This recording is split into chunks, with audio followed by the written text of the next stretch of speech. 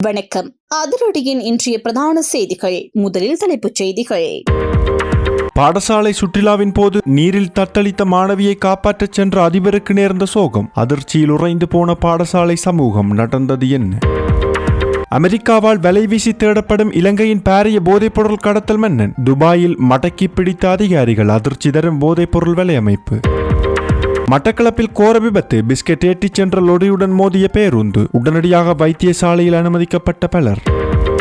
1 லட்சம் ரூபாவிற்கு விலை பேசப்பட்ட கைக்குழந்தை. தாய் உட்பட பலரை திடீரென சுற்றி வளைத்த போலீசார். விசாரணையில் வெளிவந்த திடுக்கிடும் தகவல்.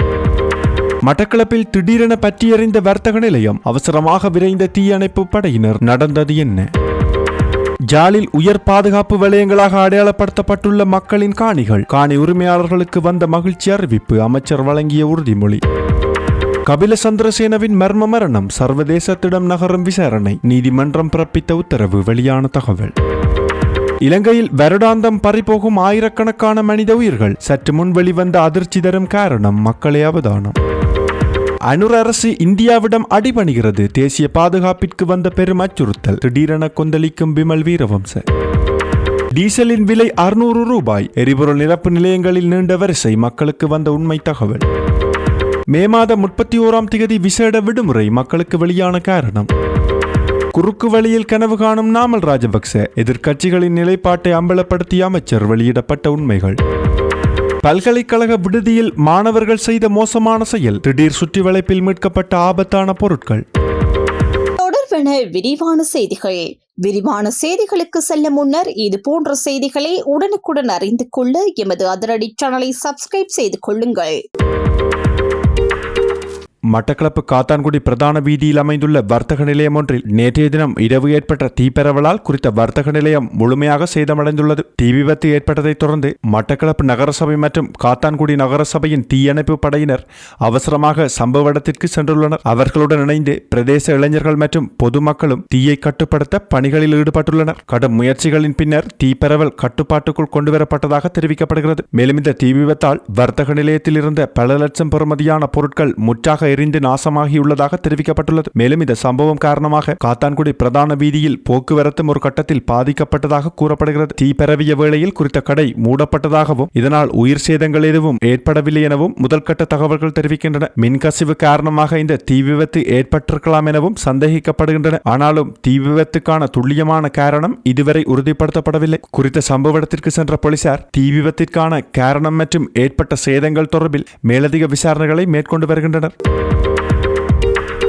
பேராதனை பல்கலைக்கழக மாணவர்கள் 2 திடீர் சோதனையின் போது போதைப் பொருட்களுடன் பல்கலைக்கழக ஒழுக்காற்று பாதுகாப்பு உத்தியோகத்தர்களால் கைது செய்யப்பட்டுள்ளனர். மார்கஸ் பெர்னாண்டோ விடுதியில் கடந்த ஞாயிற்றுக்கிழமை அதிகாலை மேற்கொள்ளப்பட்ட திடீர் சுற்றிவளைப்பின் போதே இவர்கள் கைது செய்யப்பட்டுள்ளனர். பேராதனை பல்கலைக்கழகத்தின் விஞ்ஞான பீடத்தின் 1ஆம் ஆண்டு மாணவர்கள் 2 ஹசிஸ் போதைப் பொருள் மற்றும் 40 வெளிநாட்டு சீக்கிரட்டுகளுடன் கைது செய்யப்பட்டு பேராதனை போலீசாரிடம் ஒப்படைக்கப்பட்டுள்ளனர். இவர்களிடமிருந்து மொத்தமாக 7530 மில்லிகிராம் ஹெசிஸ் போதைப் பொருள் கைப்பற்றப்பட்டுள்ளதாக தெரிவிக்கப்பட்டுள்ளது. குறித்த சம்பவத்தில் கைது செய்யப்பட்ட 2 23 வயதுடையவர்கள் என்றும் அவர்கள் கோட்டை மற்றும் மீரிகம பகுதிகளைச் சேர்ந்தவர்கள் என்றும் போலீசார் தெரிவித்துள்ளனர். மேலும் குறித்த மாணவர்கள் போதைப் பொருளை பயன்படுத்துவதோடு மட்டுமல்லாமல் பல்கலைக்கழகத்திற்குள் அதனை விற்பனை செய்ய முயற்சித்ததாகவும் ஆரம்பகட்ட விசாரணைகளில் தெரிய வந்துள்ளது. இதற்கு முன்னரும் பேராதனை பல்கலைக்கழக விடுதியொன்றில் மாணவர் ஒருவர் போதைப் பொருளுடன் கைது செய்யப்பட்டிருந்தமை குறிப்பிடத்தக்கது. பல்கலைக்கழக மாணவர்கள் மத்தியில் போதைப் பொருள் பயன்பாடு அதிகரித்து வருவதாக கிடைக்கும் தகவல்களை அடுத்து ஒழுக்காற்று பாதுகாப்பு பிரிவினர் இவ்வாறான திடீர் சுற்றி வளைப்புகளை தொடர்ந்து முன்னெடுத்து வருகின்றனர். எரிந்த கடற்கரையில் மாணவியை காப்பாற்ற முயன்ற போது நீரில் மூழ்கி பாடசாலை ஆசிரியர் ஒருவர் உயிரிழந்துள்ளதாக போலீசார் தெரிவித்துள்ளனர். பாதல்குமர பிரதேசத்தில் உள்ள பாடசாலையொன்றின் ஆசிரியர்கள் மற்றும் மாணவர்கள் குழுவினர் கல்வி சுற்றுலாவாக கிரிந்த கடற்கரைக்கு சென்றிருந்தனர். இதன்போது கடலில் நீந்திக் கொண்டிருந்த மாணவி ஒருவர் பலத்த கடல் அலையில் சிக்கி அடித்து செல்லப்பட்டதாக தெரிவிக்கப்படுகின்றது. அவரை காப்பாற்றுவதற்காக ஆசிரியர் ஒருவர் உடனடியாக கடலுக்குள் இறங்கிய நிலையில் அவரும் அலையில் சிக்கி நீரில் மூழ்கியதாக கூறப்படுகின்றது. சம்பவ நேரத்தில் கடற்கரையில் கடமையில் இருந்த உயிர்காப்பு பிரிவினர் இருவரையும் மீட்க நடவடிக்கை எடுத்ததாகவும் தெரிவிக்கப்படுகின்றது. படுகாயமடைந்த நிலையில் ஆசிரியரும் மாணவியும் கிரிந்த வைத்தியசாலையில் அனுமதிக்கப்பட்ட பின்னர் ஆசிரியர் உயிரிழந்துள்ளதாக மருத்துவர்கள் தெரிவித்துள்ளனர். உயிரிழந்தவர் பாதர்கும்புர பகுதியைச் சேர்ந்த 56 வயதுடைய கணித ஆசிரியர் என அடையாளம் காணப்பட்டுள்ளார். காயமடைந்த மாணவி மேலதிக சிகிச்சைக்காக திஸ்ஸமகாராம தள வைத்தியசாலைக்கு மாற்றப்பட்டுள்ளார். சம்பவம் தொடர்பான மேலதிக விசாரணைகளை கெரிந்த போலீசார் மேற்கொண்டு வருகின்றனர். மட்டக்களப்பு வாலிச்சேனை பிரதான வீதியின் வந்தாறு மூலை மத்திய மகா வித்தியாலயத்திற்கு முன்பாக இடம்பெற்ற விபத்தில் பேருந்து நடத்துனர் உட்பட 5 பேர் காயமடைந்து வைத்தியசாலையில் அனுமதிக்கப்பட்டுள்ளனர். இந்த விபத்து நேற்று செவ்வாய்க்கிழமை இடம்பெற்றதாக காவல்துறையினர் தெரிவித்துள்ளனர். ஆரையம்பதியிலிருந்து கத்துரவில நோக்கி பயணித்து தனியார் பேருந்தும் வாலிச்சேனை பகுதியிலிருந்து மட்டக்களப்பு நோக்கி பிஸ்கட் ஏற்றிச் சென்று சிறிய ரக லோரியும் நேருக்கு நேர் மோதி விபத்துக்குள்ளாகியுள்ளன. சித்தாண்டி வந்தாறு மூலை மத்திய மகா வித்தியாலயத்திற்கு முன்பாக உள்ள பிரதான வீதியில் பாதசாரிகள் கடக்கும் வெள்ளைக்கோட்டு பகுதியில் இந்த விபத்து இடம்பெற்றுள்ளதாக தெரிவிக்கப்படுகின்றது.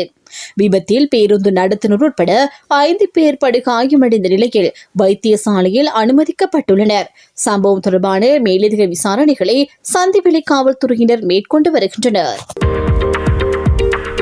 புத்தளம் குற்றப்புலனாய்வு பிரிவினரால் 19 நாட்களேயான கைக்குழந்தையொன்றை 1 லட்சம் ரூபாவிற்கு விற்பனை செய்ய முயன்ற 6 பேர் கைது செய்யப்பட்டுள்ளதாக காவல்துறையினர் தெரிவித்துள்ளனர்.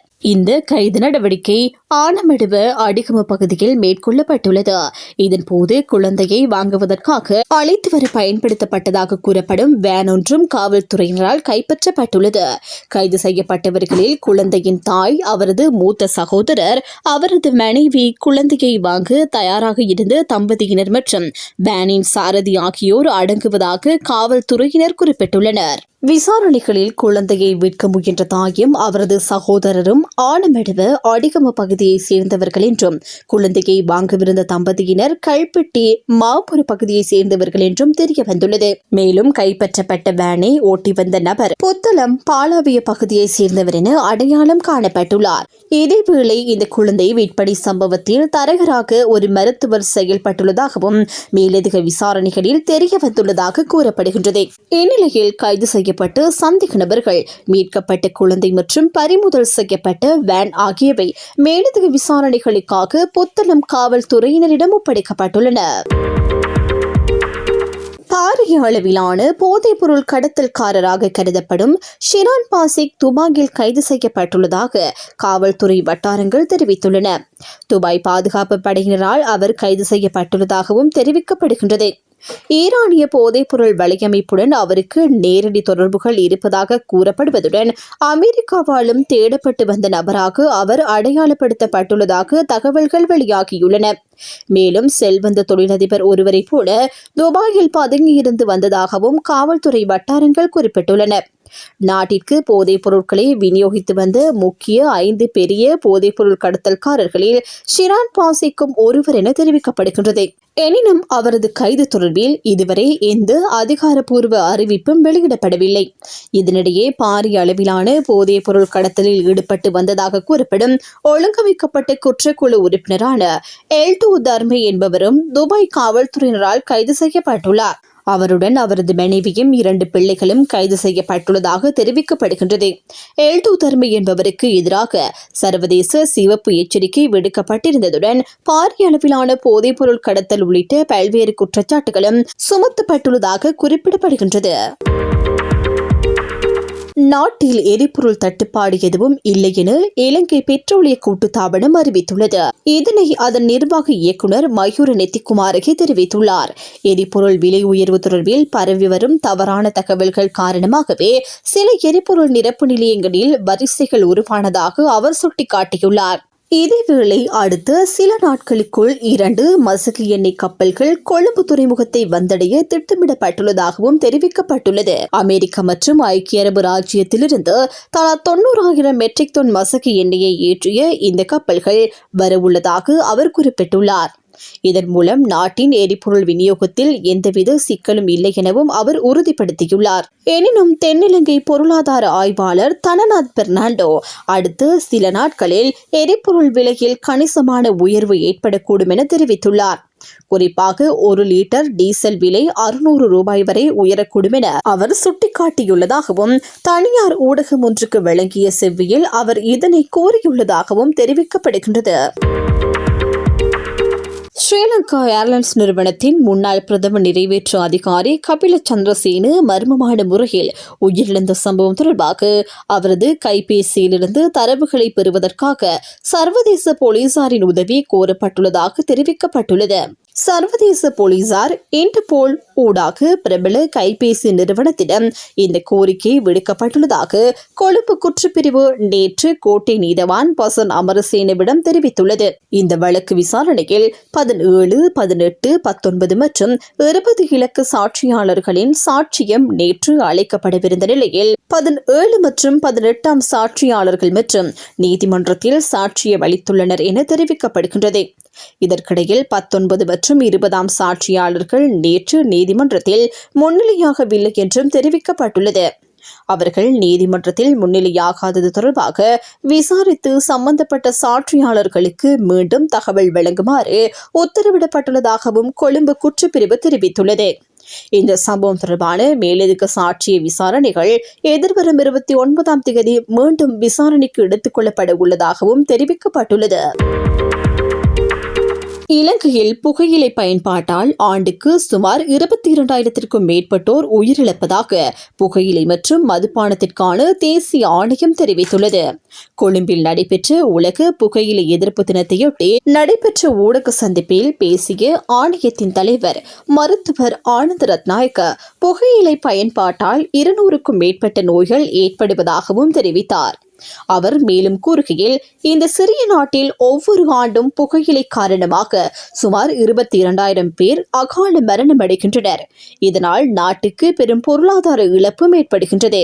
2016ஆம் ஆண்டு மதிப்பீட்டின்படி ஆண்டுதோறும் சுமார் 214 பில்லியன் ரூபாய் செலவாகின்றது என தெரிவித்தார். மேலும் புகையிலை பயன்பாட்டால் ஏற்படும் சுற்றுச்சூழல் பாதிப்புகள் குறித்தும் அவர் விளக்கியுள்ளார். இலங்கையில் மட்டும் ஆண்டுதோறும் 9 முதல் 11 மில்லியன் சிகரெட் வடிகட்டிகள் சுற்றுச்சூழலில் வீசப்படுகின்றன. அவற்றில் நச்சு ரசாயனங்கள் மற்றும் புற்றுநோய் உண்டாகும் பொருட்கள் உள்ளன. இது சுற்றுச்சூழலுக்கும் மனித ஆரோக்கியத்திற்கும் கடுமையான பாதிப்பை ஏற்படுத்துகின்றது என அவர் குறிப்பிட்டார். புகையிலை பயன்பாட்டை குறைக்க கடுமையான நடவடிக்கைகள் அவசியம் எனவும் தேசிய ஆணையம் வலியுறுத்தியுள்ளது. யாழ்ப்பாணத்தில் உயர் பாதுகாப்பு வலயத்திற்குள் உள்ள பெருமளவான காணிகளை மிக விரைவில் விடுவிக்க நடவடிக்கை எடுக்கப்படும் என கடற்தொழில் அமைச்சர் ராமலிங்கம் சந்திரசேகர் தெரிவித்துள்ளார். உயர் பாதுகாப்பு வலயத்தில் உள்ள காணி விடுவிப்பு தொடர்பாக வடமாகாண ஆளுநர் செயலகத்தில் நடைபெற்ற உயர்மட்ட கலந்துரையாடலின் பின்னர் ஊடகங்களுக்கு கருத்து தெரிவிக்கும் போதே அவர் இதனை கூறியுள்ளார். இதன்போது அவர் மேலும் தெரிவிக்கையில், மக்களின் காணி மக்களுக்கே என்பதே எமது அரசாங்கத்தின் நோக்கமாகும். அந்த நோக்கத்தின் அடிப்படையில் காணிகளை விடுவிக்கும் பணிகள் முன்னெடுக்கப்பட்டு வருகின்றன. உயர்மட்ட குழுவினர் நேரில் சென்று கள ஆய்வுகளையும் மேற்கொண்டுள்ளனர். உடனடியாக விடுவிக்கக்கூடிய காணிகளை விடுவிக்க நடவடிக்கை எடுக்கப்பட்டுள்ளது. குறிப்பாக வழிபாட்டு இடங்கள் மற்றும் பாடசாலைகள் போன்றவற்றை விடுவிக்க முழுமையான நடவடிக்கை எடுக்கப்படும். அதேபோல் உயர் பாதுகாப்பு வலயத்திற்குள் உள்ள பிரதான வீதிகளில் சில பகுதிகளும் உள்ளன. அவற்றை விடுவித்து முழுமையான வீதி பயன்பாட்டை உறுதி செய்யும் நடவடிக்கை எடுக்கப்படுகின்றது. உடனடியாக விடுவிக்க முடியாத காணிகள் குறித்து மேலதிக ஆய்வுகள் மேற்கொள்ளப்பட்டு விடுவிக்கப்படக்கூடியவை எதிர்காலத்தில் விடுவிக்கப்படும். விடுவிக்க முடியாத காணிகள் தொடர்பாக உரிமையாளர்களுடன் பேச்சுவார்த்தை நடத்தி தீர்மானிக்கப்படும். விமான நிலைய விரிவாக்கத்திற்காக தேவையான காணி அளவு தொடர்பிலும் ஆராயப்பட்டு வருகின்றது. அது குறித்து எதிர்காலத்தில் பேச்சுவார்த்தைகள் நடத்தப்படும். அதேபோல் விவசாய காணிகளை விடுவிப்பது தொடர்பாகவும் விவசாய திணைக்களத்துடன் கலந்துரையாடப்பட்டுள்ளது. அந்த தரவுகள் கிடைத்ததும் அதற்கும் நடவடிக்கை எடுக்கப்படும் என அவர் தெரிவித்துள்ளார். 2026 ஆண்டுக்கான அரசு வெசாக் உற்சவத்தை முன்னிட்டு மே மாதம் 31ஆம் தேதியை அரசாங்க விடுமுறை தினமாக பிரகடனப்படுத்தி பொது நிர்வாக உள்நாட்டு அலுவல்கள் மாகாண சபைகள் மற்றும் உள்ளூராட்சி அமைச்சு அதிவிசேட வர்த்தமானி அறிவித்தலை வெளியிட்டுள்ளது. முன்னதாக மே மாதம் 2ஆம் தேதி வழங்கப்படவிருந்த விடுமுறையை திருத்தம் செய்து இந்த புதிய வர்த்தமானி அறிவிக்கப்பட்டுள்ளதாக தெரிவிக்கப்பட்டுள்ளது. நாட்டில் மீண்டும் பொருளாதார நெருக்கடி ஏற்பட்டுள்ளதாக பொய் பிரச்சாரங்களை மக்கள் மத்தியில் கட்டவிழ்த்துவிட்டு அதன் மூலம் குறுக்கு வழியில் ஆட்சியை கைப்பற்றலாம் என எதிர்க்கட்சித் தலைவர் சஜித் பிரேமதாசவின் அணியினரும் நாமல் ராஜபக்சவின் தரப்பினரும் பகற்கனவு காண்பதாக அமைச்சர் பிமல் ரத்நாயக்க கடுமையாக சாடியுள்ளார். எனினும் அவர்களின் இந்த கனவு ஒருபோதும் நனவாக போவதில்லை என்று திட்டவட்டமாக தெரிவித்த அமைச்சர் ஸ்ரீலங்கா பொதுஜன பெரமுன மற்றும் ஐக்கிய மக்கள் சக்தி ஆகிய இரு தரப்பினரும் தங்களின் அரசியல் வறட்சியை மறைப்பதற்காகவே நாடு மீண்டும் பொருளாதார படுகொலியை நோக்கி செல்வதாக கூறி நாடகமாடுவதாகவும் குற்றம் சுமத்தியுள்ளார். தமது அரசின் மக்கள் நலன் சார்ந்த வேலை திட்டங்களையும் பொருளாதார கொள்கைகளையும் சகித்துக் கொள்ள முடியாத எதிர்க்கட்சியினர் மக்கள் மத்தியில் தேவையற்ற அச்சத்தை விதைப்பதாகவும் அவர் குறிப்பிட்டுள்ளார். தற்போதைய அரசு நாடாளுமன்றத்தில் 3/2 பெரும்பான்மை பலத்தை கொண்ட மக்களின் பேராதரவை பெற்ற ஒரு பலமான அரசு என்றும் அமைச்சர் பிமல் ரத்நாயக்க தெரிவித்துள்ளார். ஜனநாயக ரீதியில் மக்கள் வழங்கிய இந்த ஆணையை எந்தவொரு அரசியல் சக்தியாலும் பொய் பிரச்சாரங்களாலும் அசைக்கவோ அல்லது வீழ்த்தவோ முடியாது என்றும் அவர் சுட்டிக்காட்டியுள்ளார். மேலும் கடந்த காலங்களில் நாட்டை சீரழித்தவர்கள் மீண்டும் குறுக்கு வழியில் அதிகாரத்தை பிடிக்க நினைப்பது வேடிக்கையானது என்றும் அமைச்சர் பிமல் ரத்நாயக்க தெரிவித்துள்ளார். தற்போதைய ஜனாதிபதி எதிர்க்கட்சியில் இருந்தபோது டிஜிட்டல் அடையாள அட்டைகளை தயாரிக்கும் ஒப்பந்தத்தை ஒரு இந்திய நிறுவனத்திற்கு வழங்குவதை எதிர்த்த போதிலும் தற்போதைய அரசாங்கம் இப்போது அதை முழுவதுமாக ஒரு இந்திய நிறுவனத்திடம் ஒப்படைக்க தயாராகி வருகின்றது என்று தேசிய சுதந்திர முன்னணியின் தலைவரும் முன்னாள் அமைச்சருமான விமல் வீரவன்ச தெரிவித்துள்ளார். முன்னாள் ஜனாதிபதி கோட்டாபய ராஜபக்ச காலத்தில் தொடங்கப்பட்ட இந்த பணியை மற்றொரு நாட்டிற்கு ஒப்படைப்பதிலும் நாட்டின் தரவுகளை வெளிநாடுகளின் கைகளில் சேர்ப்பதிலும் உள்ள ஆபத்து குறித்து பேசிய தற்போதைய ஜனாதிபதியே இப்போது நிபந்தனையின்றி அப்பணியை ஒரு இந்திய நிறுவனத்திடம் ஒப்படைக்க தயாராகி வருகின்றார் என்று விமல் வீரவன்ச சுட்டிக்காட்டினார். முன்னாள் ஜனாதிபதிகள் கோட்டாபய ராஜபக்ச மற்றும் ரணில் விக்ரமசிங்கே ஆகியோரின் பதவிக்காலத்தில் இது தொடர்பாக இந்திய நிறுவனங்களுடன் கலந்துரையாடல்கள் நடத்தப்பட்ட போதிலும் ஒவ்வொரு பட்ஜெட்டிலும் இந்த திட்டத்திற்கான நிதியை ஆட்பதிவு திணைக்களத்திற்கே அவர்கள் ஒதுக்கீடு செய்ததாக முன்னாள் அமைச்சர் மேலும் தெரிவித்தார். ஒரு தனியார் தொலைக்காட்சிக்கு அளித்த பேட்டியில் அவர் இந்த உண்மைகளை வெளிப்படுத்தினார். நாட்டில் தற்போதுள்ள சட்டத்தின்படி டிஜிட்டல் அடையாள அட்டையை செயலாக்கும் அதிகாரம் ஆட்பதிவு திணைக்களத்திற்கே உள்ளது என்றும் தொலைத்தொடர்பு ஒழுங்குமுறை ஆணையகத்திற்கோ அல்லது ஒரு இந்திய நிறுவனத்திற்கோ அத்தகைய அதிகாரம் இல்லை என்றும் மேலும் ஆட்பதிவு திணைக்களம் இதுவரை 99% பணிகளை மட்டுமே முடித்துள்ளது என்றும் விமல் வீரவன்ச சுட்டிக்காட்டினார். இந்திய நிறுவனத்திடம் ஒப்படைக்க தயாராகி வரும் ஜனாதிபதி அதன்படி தேர்ந்தெடுக்கப்பட்ட ஒரு குழுவினருடன் தொடர்புடைய அடையாள அட்டை முறையை செயல்படுத்துவதற்கான முன்னோட்டத்திற்கு ஜனாதிபதியிடம் திணைக்களம் அனுமதி கோரியுள்ளது என்றும் இத்தகைய சூழ்நிலையில்தான் இந்த திட்டம் முழுமையாக ஒரு இந்திய நிறுவனத்திடம் ஒப்படைக்க தயாராகி வருவதாகவும் அவர் கூறினார்.